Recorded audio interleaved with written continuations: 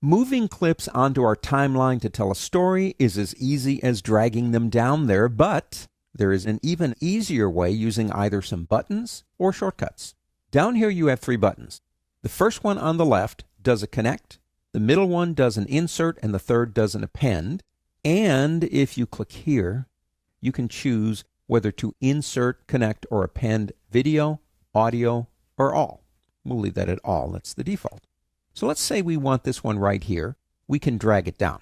An easier way would be just to do what's called the append. Now that's the letter E if you want to use the shortcut.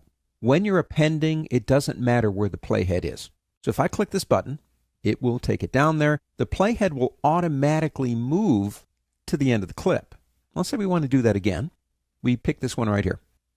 Press the letter E. Now if I go ahead and put my playhead way over here and do that again, with the letter E, as you can see, it doesn't make any difference.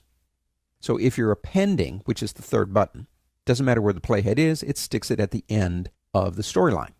What if you want to insert something? If we move the playhead, and this is where it becomes important, say to here, and we want to insert, say, this clip there, either press W on your keyboard or click this button and watch what happens. It cut this clip automatically where the playhead was, inserted this one, and pushed the remainder of the clip to the right. Now the first button is called connecting. This is our primary storyline, our timeline. It's where we're telling our story. But you can have more than one storyline. So if I do this is kind of like a B-roll. If I pick, say, this one right here and choose connect, it's important where the playhead is. Let's say we go to right about there, and we have that one selected up here. Click this button here, watch what happens. It adds the clip into another storyline. Now that clip in that storyline is now taking over our story.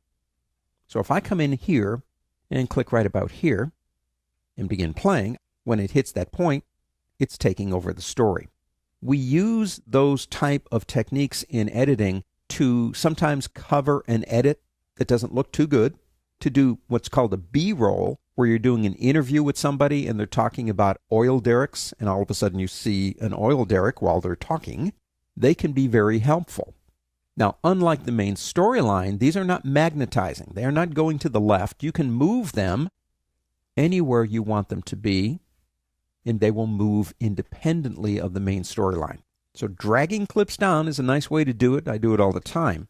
But if you're doing connects, inserts, or appends, don't forget you got some buttons that can help you out, and 3 shortcuts, Q, W, and E.